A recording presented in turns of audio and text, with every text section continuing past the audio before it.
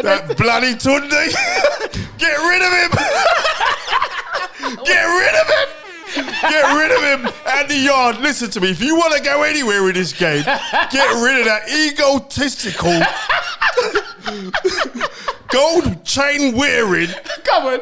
darkers in the dark, shiny toothed, shiny faced, Come on. geezer Come on. who's called Stamina for Sale. Come on. Lions in the camp. Come on. Lions. You mean liars? Lions in the camp. Anthony Yarde went into that fight the other day, and a lot of people are saying, is it because now he's got silk pajamas why he didn't perform in a ferocious manner that we've seen in the past? That's a good question. You slipped that one, isn't it? Allegedly, Anthony Yarde came back to the corner. Yes. Which because I watched the fight a couple of times now. And Yarde comes to the corner, he says, I can't get past his jab. And your response, allegedly... Hold on. Anthony said he can't get past his jab. Yeah, he said he can't get past the jab. And then allegedly you turned around and says, lions in the camp.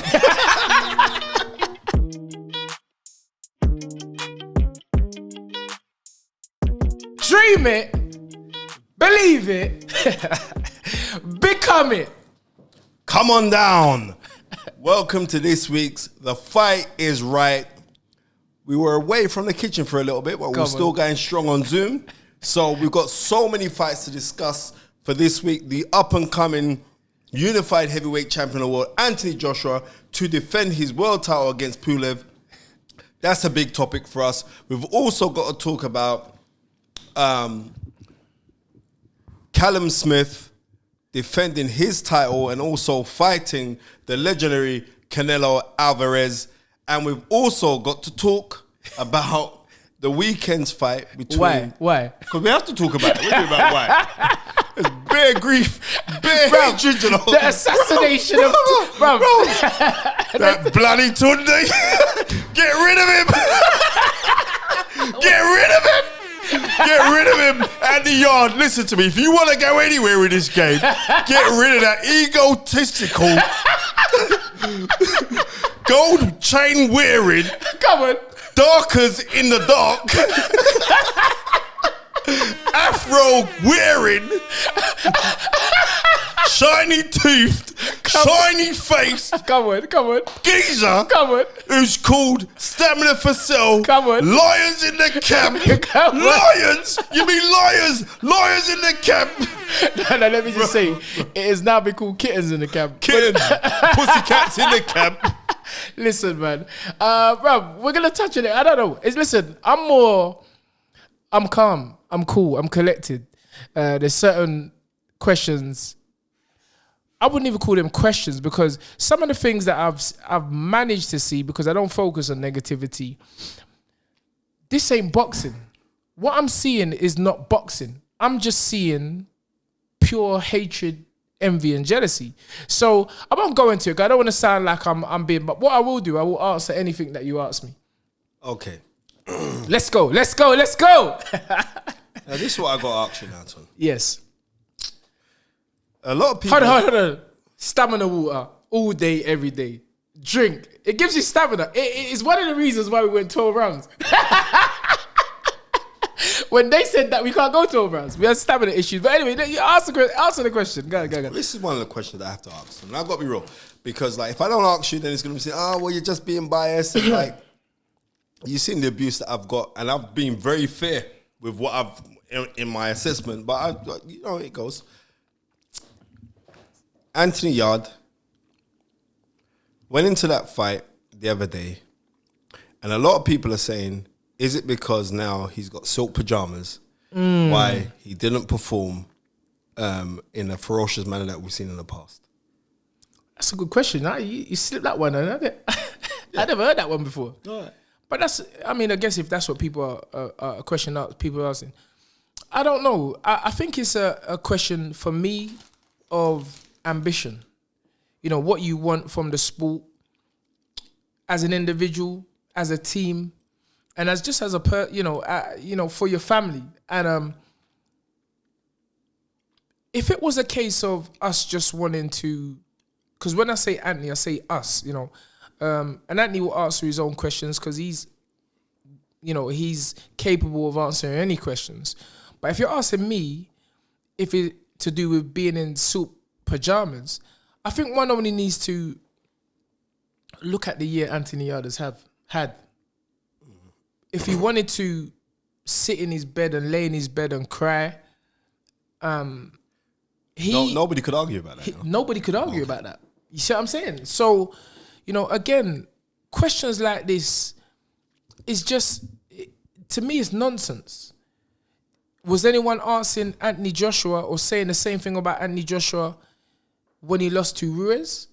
Was anyone saying the same thing about, Kell Brook when he lost his first fight, or Callum Johnson when he lost his first fight? I just feel that these questions are just part of the jealousy and the hatred certain people have for a young man that has done amazing, that has been an ambassador, that has shown what Lions in the Camp is all about. It's about a mentality. It's about performing under any circumstances. So, no, I don't believe that it's because he's working. What sorts of pajamas anyway? We ain't got what? You think man's made it more? Yeah, it's the old adage that Marvin Hagler said. Like, it's hard to get out of bed when you got silk pajamas on.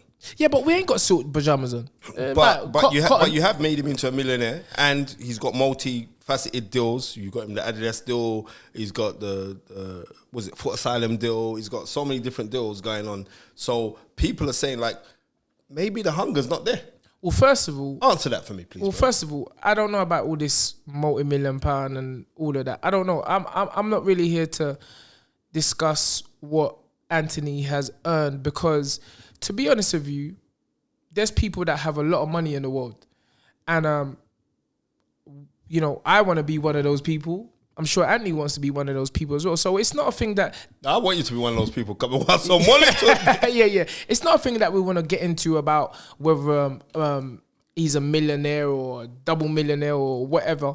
I don't think that's a conversation that we really need to go into, because the thing is that we have always and continue to ply our trade every day, get up, work at our trade hard, to be the best we can be. And that's what's important to us. Forget the money situation. Okay. It's not when a young kid's playing football out on the field or out in the, on the estate when he's a little boy, it's just passion. It's passion. It's later on when the money comes into it. But it's the passion that allows him to keep playing football till past midnight, till your mum's calling you saying, come inside. And that's what we got. Myself, Anthony, Ade, Bilal, the whole team. We got passion. So don't no one come talking about any money thing, but it's not that. It's passion. And the key is to make the passion pay. Okay. Also, a lot of people are saying about your experience or your lack of experience as a trainer. Yes. How would you address that? Because the major thing was like, oh well, if Anthony Yarde had an experienced trainer in there, if you had an experienced trainer, it'd be different. So, how would you address that? Hold on, walk on. It's me. Yeah. sorry. Yeah, sorry. Yeah, they're talking about the experienced trainer. How would you address that? Well, you can't win this thing. You win, they hate. You learn, they hate. You breathe, they hate. You, me, and anyone listening is never going to win an argument based on wrong or right, good or bad, up or down, left or right, because nothing can exist without two sides. So it's one of the reasons, and when I say two sides, I mean a positive and a negative. So it's one of the reasons why I don't waste time with people who have in their mind something that's always negative, Spence. To the point that I've even forgotten the question you just asked me. Well, let's talk about the experienced trainer. Yeah, so the experience. Okay. So you want to say I don't have the experience, and that Anthony should move on to an experienced trainer. Okay, who told you ain't got the experience? Who told that person who's asking that question that I don't have the experience? If you want to say big fight experience, again, I say, go watch Vitaly Klitschko against Derek Chisora. Go watch Derek Chisora against Helenius for the European title. But, a notable one, I would say, is Vitaly Klitschko versus Derek Chisora. I don't even know what year that was. What year was that, Spence? Can you remember? 2011 or 12. It might be, yeah. It was a long time ago. Yeah. But if you look in the corner, you see a shiny-faced brother with a cap on. And that was me. When you're talking about inexperience, you need an experienced trainer to get to the next level. Before I even touch on myself, hold on, the great Emmanuel Stewart, his first, and I'm going to spit some knowledge now. His first world champion was a guy called Hilma Kenty. You know who that is, Spence? Of course I do. He won a title against the Spaniard in 1980. The lightweight champion, 1980. The WBA champion, yeah. Prior to that, man, he never had no experience of taking a fighter from the scratch to a world title. But I never hear anyone saying, oh, Kilman needs to leave Manny Stewart to get to the next level and win a world title. Tommy Hearns, another champion of the great Emmanuel Stewart. Not Pino Cuevas that same year. The same year, he was his second world champion. He was his second world champion. And let me tell you the fundamental thing or point or difference between myself and those guys. How many amateur fights? What was the pedigree of Tommy Hearns before he became a world champion? Before they got on that stage? Anthony Yarde had 12 amateur fights. And both me and Anthony have learned on the job. In under 4 years, we got to a position where you have 99.9% of trainers and fighters who want to be at that level. We done it under 4 years with only 12 amateur fights. Me and Anthony, or Anthony and me. So why now are people trying to divide that when we've achieved more than what they've ever achieved? I tell you why. It's because nothing can exist without a positive and a negative. And I get it. Right. I get it. But do you think also, because of your exuberant character, that straight away it disrupts certain people's mindset? So what now? I can't be myself? So the people who are saying that a person can't be himself. Well, I'm here to tell you, it ain't gonna happen. What I'm saying, Ton, is that a lot of people are saying that you're making it about yourself. Yes. When it should be more about the fighter and not yourself. Okay. If it's about myself, I always say there's two sides to every coin. I'm a giver. What you're saying about Anthony being this and being that, I'm not that. You understand what I'm saying? I'm a trainer and a manager. None of you lot are saying, I never hear nobody say Tunde Ajayi is Anthony Yarde's manager. I never hear no one talking about that. If not for us having our own platform, nobody probably would even look at Tunde Ajayi as the manager. And when you say, and sorry, wasn't you the first person to have a global deal with Adidas? Would you not? I'm just saying. I mean, you see what I'm saying? This might be fine. I'm just got to throw them. Were you not the first person to how long did that deal take? Get Adidas back in boxing, right? Were you not the first? Now you got Dubois, you got Richard Riatport, you got Shannon Courtney, but again, you're gonna say it's all about me, but I don't receive the chunk of the check. But didn't you orchestrate that? Well, again, you see what I'm saying? I'm not here to prove myself to people. No, I'm asking you. The people that, I remember being in Germany. I remember being, my title is the manager. But whether or not it is or it isn't about me, am I not to be happy about where I've come from? About what I've achieved as an individual? Because it's quite obvious none of you lot ain't telling everybody about it. So what is so wrong with that? Why am I being shot down? Listen, let's get this right. I don't mind you shooting me down. I love it. Because, bro, it's energy.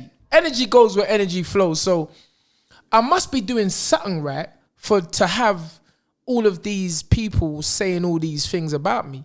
And I won't stop and I won't focus on the negative. I'm just about being positive. But if you just do your bit of research, this inexperience thing that I'm hearing, hold on. Don Charles, where was his first corner in professional boxing? I ain't got a clue. With Tunde Ajayi. Mark Tibbs, the great Mark Tibbs. Now, Mark will tell you. Mark ain't gonna lie. Mark Tibbs, when he was come from Spain, he had his pro license, trainer's license, but he ain't never been in no corner. Who was Mark Tibbs' first corner in professional boxing in this country with Spencer Fearon? Tony Salam versus, was it Horton? His name Horton, right? Richard Horton. Richard Horton for the But who was it with? Who brought him in the dance? No, you did. So the point is that it's just that I'm just not shouting about these things. Well, maybe you're better off you shout about those things instead of lions in the camp every 5 minutes. Maybe you'd be bloody better off, Sunshine. And you know, it makes me laugh. It makes me laugh, and I think I wouldn't call myself smart, although I call myself the master genius, self-titled, because I got to be a genius to withstand all of this. Well, and take all of this. You're either a genius or you're a bloody good con man. One of the two. That's what I'm saying. Well, I'm Nigerian, so that's how it's possible. 491, sir. 491. So you get what I'm saying? So it's like, without giving too much energy to the negative side of life, I'm quite comfortable with what I've done. And I'm quite comfortable telling people my accolades, because the people who come from where I come from, the people who come from the environment I come from. Where's that? Peckham Estate. Peckham Estate. Peckham, Brixton. It really don't matter. It's the same for a lot of young people all over London, Manchester, Birmingham. It's quite the same, really, if you think about it. You know, the inner city areas, you know, where people need hope and people need motivation and they need to be inspired. I feel that when they see me or when they hear me talking, you know, it gives them, and not only that, trainers who have oft times stood behind the fighter. Hold on. Didn't the WBC just now start giving trainers recognition? Yep. Giving trainers belts? Yep. So, but I've been talking this thing from the beginning. I was always like, why are trainers not being recognized for the work, for the sacrifice, for the fact that they have to leave their parents, their children, their mothers, their wives, their girlfriends home and help other young men fulfill their dreams? Why? And so you can keep shooting me down because I'm going to keep talking the talk. But that's what I'm saying. And the inexperienced thing is, as I said, and I don't really like to call other people's names. But then don't call them. But I'm gonna, because, you know, you all seem to want to talk about inexperience and how, you know, Anthony moving on elsewhere is going to help him. But I'm saying, okay, when Liam Smith fought Canelo with his experienced trainer, did he win? No. When Callum Johnson fought Batavia with his experienced trainer, did he win? No. When Carl Frampton fought Santa Cruz for the second time, did he win with his experienced trainer? No. But the call was at that time, to be honest, that Shane wasn't experienced. When Kell Brook, all right, cool. When Kell Brook fought Golovkin, Errol Spence with one of the best trainers, I believe, or not one of the most, someone I respect very highly in this game, Dominic Ingle, who's seen so much. Did he win? No. When Nathan Cleverly had one of the geniuses, the master geniuses of the thing, the great late Enzo Maccanelli, Enzo Calzaghe, the father of the great Joe Calzaghe, when Nathan Cleverly had all that experience going into the Kovalev fight, did he win? No.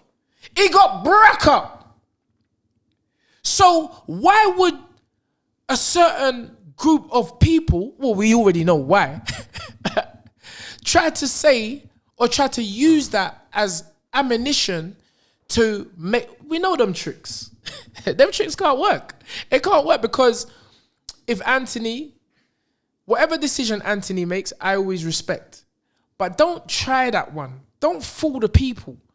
Don't try to make them think that they're, and also, you was telling me about me shouting lines in the camp in the corner. Sorry, well, I'm not even going to call who said it, right? Yeah.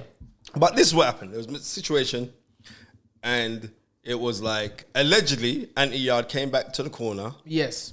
Which because I watched the fight a couple of times now. And Yarde comes to the corner, he says, I can't get past his jab. And your response, allegedly... Hold on. Anthony said he can't get past his jab. Yeah, he said he can't get past the jab. And then allegedly you turned around and says, lines in the camp.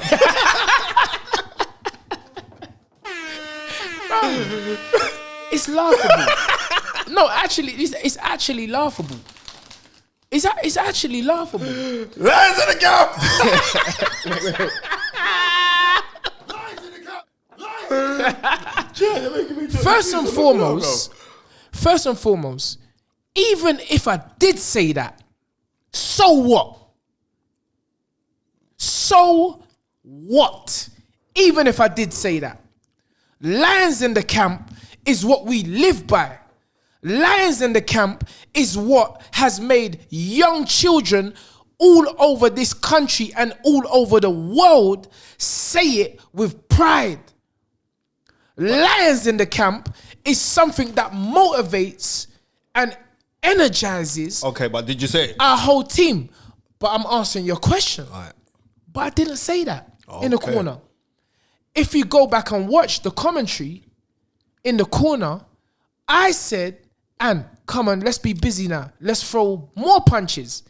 Because it was time to step on the gas. And Ant said, "Lions in the camp," to himself. So where the commentary got off saying that I said that.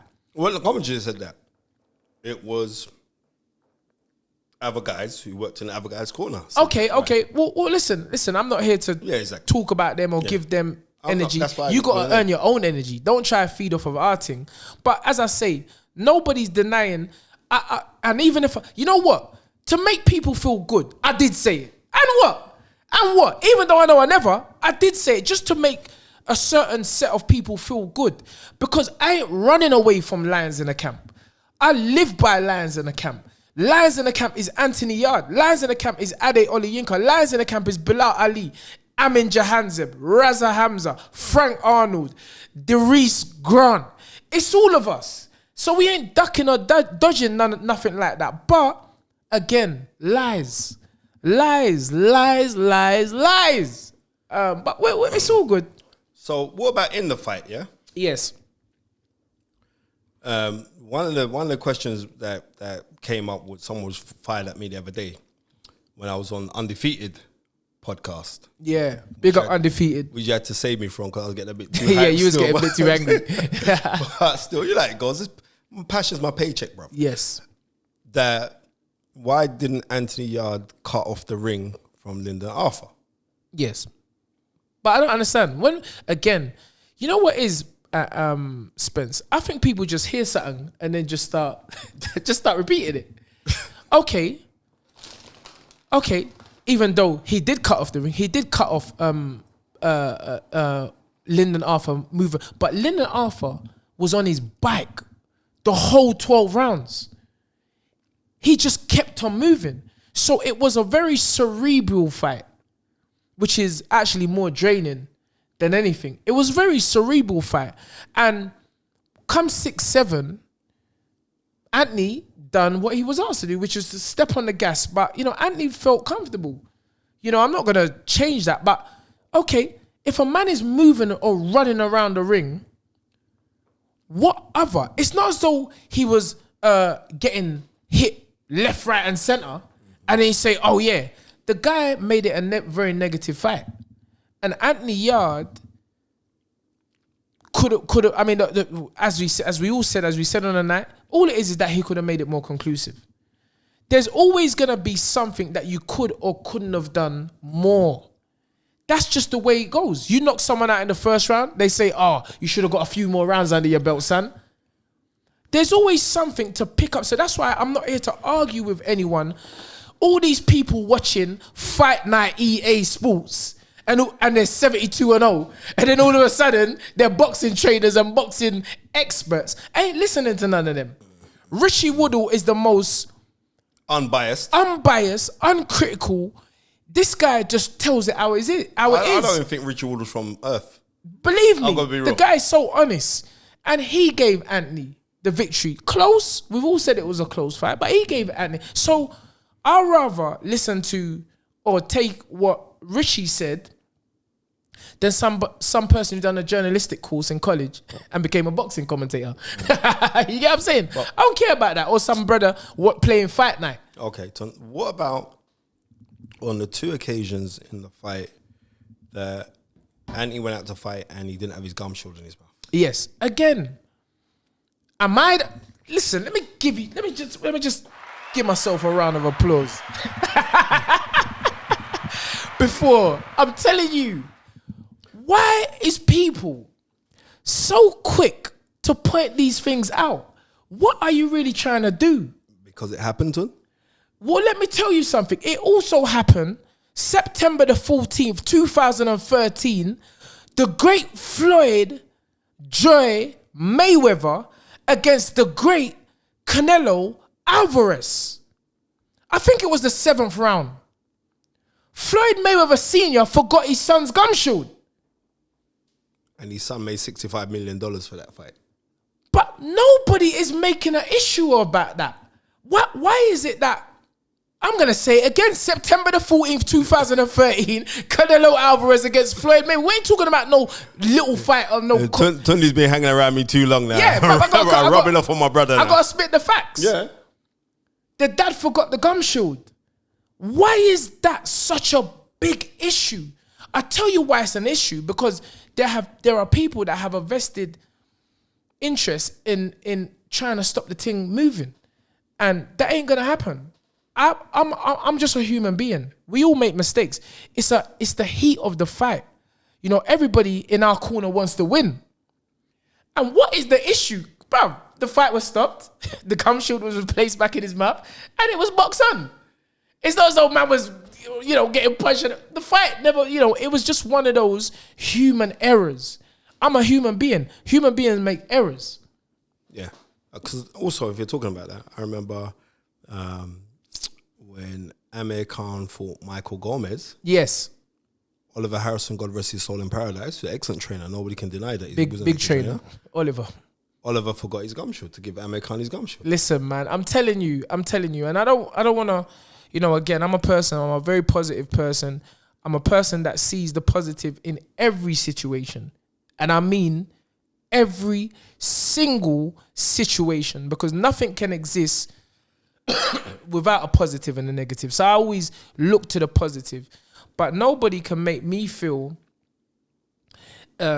inferior. Nobody can make me feel that there's any lack of professionalism coming from myself.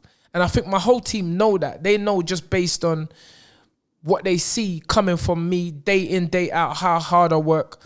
I think they all know that. You know, I do all these things for Anthony. Everything I do, I give to Anthony because it's Anthony Yarde's career. Now, the fact that I forgot his gum shield is just really another thing to try to fool people to make them think that I'm inadequate and can't do my job. A lot of people are talking that Lyndon Arthur won like he hurt his hand in the fight. Yes. But then it was Lyndon Arthur hurt his hand 2 weeks before the fight. Then Lyndon Arthur hurt his hand during the fight. And then Lyndon Arthur hurt his hand in the changing room prior to the fight. You turned to Anthony, I can't remember what round it was, round 7? And you said to him, I think, don't quote me on this, but I think his hands hurt. Yes. Go out there and just do your thing because you can't throw no right hand. Yes. And then come round 8, Lyndon Arthur threw a big right hand. Yes. So obviously the hand won't hurt. Right. He just didn't throw it. Yeah. But in the interview afterwards, he said the reason why I didn't throw the right hand because he's getting countered from it. And if you and sorry to cut you, listen to what I said. And then better still, listen to what Anthony said in that same round. I said, and I could be wrong, but I think he's hurt his right hand. Anthony interjects and says, no, unks, it ain't that. He can't land the right hand. See? So I wasn't 100% sure because up until that point, it was a very cerebral fight. If you're a man that watches boxing, you know what I'm talking about. It was very chess matchy. It was chess match. It was a good fight to watch. I didn't hear no one say the same thing about Papa Lemachenko when Lemachenko done the same thing for 6 rounds. Look at the similarities. Lemachenko came on late in the fight. He thought he won the fight. But the same, call it an error if you want to call it, thing happened. It was a cerebral fight up until half point. And then at that point, I said, well, maybe this guy's not throwing his right hand because he's hurting. And Ant said, no, unks. It ain't. It's that he can't land it. And then after the fight, Lyndon admitted that he couldn't get it off because Anthony was ready to pounce. And then, this is what I don't like. Don't do that. Your team, don't do that. Because if you listen to the interview afterwards, the first thing I said was, congratulations to Lyndon and Pat, it's your night. That's what I said. That's the first thing I said. But now you're lying. Now you're lying. Now first of all, it was, and again, the reason why I don't really like to go into the reason why I haven't really given no interviews to big platforms. We want the numbers ourselves. That's the reason why. Yeah, we want the numbers. Run these people. Okay, no, but I don't want to. The result is the result, as far as I'm concerned. That's how I see it. The result is the result, and there's nothing that we can do that can take that back. What we have to do next time round is do what I know Ant can do, and that's just go out there and knock him out, and don't leave it in the hand of the judges. But John Rawlings, said that Tunde Ajayi, in bombastic fashion, said that they're going to knock out Lyndon Arthur. Yeah, and listen, I did say that. In bombastic fashion, though. I don't know about bombastic. Are you shaggy? I don't know. Are you shaggy? Maybe I'm shaggy. I don't know about all of that. Listen, I'm a man, I'm not a bitter man. And I don't really know what people think. I don't really know what's in people's minds and in their heart, why they do that. But one thing I will say is this. There was no favoritism or even neutral comments for Anthony in that fight. It was all about Kovalev, the jab. I mean, there was times when the jab wasn't even landing, and I was hearing beautiful jab. Oh, Yarde, he's blinking. There were another, and let's get it right. Tell me where the punch stats are. Well, where are the punch stats? You're going to talk to BT and your mate Frank Warren. Where are the punches landed? Where are the jabs landed? Where? That's what I'm trying to say here. But remember, it's perception. So if you keep saying the same thing, there's going to be a group of people who believe it. But that's why I say, listen, it is what it is. The thing is that I won't fire back in anger or emotion. I won't. That's why I didn't say nothing after the fight. Okay. So, for instance, say the fight didn't happen. Yes. And if you could have done anything different, yes, like in the lead up to the fight or in the fight itself, what would you have done differently? Well, the preparation for the fight was spot on, in my opinion. I always say this, Spencer. The biggest room is the room for improvement. I'm going to say it again. The biggest room... You don't need to, I heard you know. Yeah, I know you did. That's the problem with that bloody Tunde. He likes talking too much. That's his thing. Yap. Why don't you bloody shut up with your dark glasses and your shiny face? The biggest room is the room for improvement. There is always going to be something better you could have done, or we could have done as a team, Anthony as an individual within their own self, and me as an own team. One of the great things I love about us is nobody points the finger. We all assess the situation. We all get together after each fight and we say, where could we have gone better? What could we have done better? And remember, as I said at the beginning of the show, Anthony Yarde had 12 amateur fights. And we're all here talking today. People chatting about natural talent, but I never see none of you people chatting about natural talent when we was in, when me and Anthony was rolling up to the gym in a little Astra, when we was plugging away, doing all that. I never hear no one chatting about no natural talent. And how did he get this good? This natural talent that you're talking about, did Anthony just wake up on himself and do it himself? Wasn't there Ade Oliyinka there? Ade's been here from the start. What are you trying to say? That Ade Oliyinka isn't part of the growth of what you now are calling so naturally talented? You people don't want to give credit where credit's due. It's a team. We started together. We've grown together. Remember what I've done. Remember what Anthony has done. Remember what Ade has done. We've grown organically. No handouts. That's why other teams trying to sting our energy, it ain't going to work. Because this is BT, whoever. They know that the energy is with us because it's organic. We worked so hard to get to this position. Anthony has to be trained by somebody. So what you now want to say is that he just woke up like that. What you want to say is Floyd Mayweather just woke up like that. So what about, how would you answer the people who say that bloody Tunde Ajayi, he's delusional. He's delusional. Well, I guess they say the same thing about every great person at the start. We're all delusional. And I guess you have to have a certain amount of delusion in order to think outside the box. Because everybody's in the illusion. So I have to have the de-illusion to not be in the illusion. So I ain't worried about that. Continue. Bro, you called Einstein mad. They said Steve Jobs was mad. They said, what's the boy from Tesla? Elon Musk is mad. Bill Gates is mad. I welcome that title.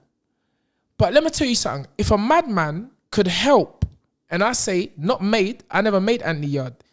If a madman and a delusional man could help a 12-night fight novice get to this stage of his career, and you all who think you're so good and so great can't do it, because do you know any 12-fight novice under 4 years, 12-fight novice as an amateur under 4 years, fought in an elite champion, a Ring Magazine champion, the most feared light heavyweight in the world? Nobody wanted to fight him. A man who broke up Bernard Hopkins. A man who pulverized Nathan Cleverly. You know anyone to this day who's done that? Yeah, call me mad. Call me delusional. I love it. I'm going to keep being mad. I'm going to keep being delusional. I'm going to keep getting up at 2:45 a.m. every day, 7 days a week. And I'm going to keep working. Okay. And that should be a wrap. Bro, listen, man. And let me just say, again, nobody's here bitter. You know, everything, you know, we don't lose. We just learn. Everything in life is a lesson. You know, we are very positive people. Again, I say congratulations to Lyndon and Pat. And, you know, we look forward to doing it again because, you know, but this is boxing. I don't say. See me, I'm not into them start cussing man and everything like that and making things up. I don't do that, Spence. Which I know So you're congratulating Lyndon Arthur. Yes. And Pat Barrett. Of course. It's their night. Okay. And on that note, Tunde, we shall move on to the other topics. I'm glad that you answered all the questions that have been thrown, because I didn't want to just be talking about us. Yes. And people say, right, it's so one-sided, I'm not going to listen to this. That's on the rules. This has actually been on the rules. So this is the fight is right, but it's also the fight is honest. You think you're nice, innit? Yeah. Bro, you think you're nice, bro? Bro, you definitely got to shape up before you come. Yes, that's right. The black glasses, the grey beard. You looking sharp, brother. Come on. Dream it. Believe it. Become it. Come on down. Press the button.